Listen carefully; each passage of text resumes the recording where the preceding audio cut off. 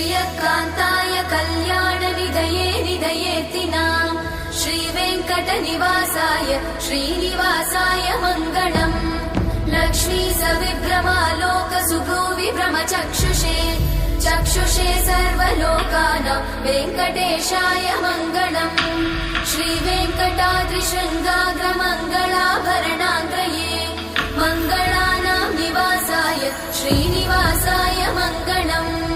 सर्वावयव सौन्दर्य सम्पदा सर्वचेतसां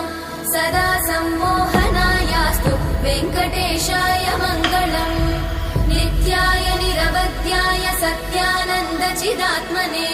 सर्वान्तरात्मने श्रीमद् वेङ्कटेशाय मङ्गलम् स्वतः सर्वविदे सर्वशक्तये सर्वशेषिने सुलभाय सुशीलाय वेङ्कटेशाय मङ्गलम्।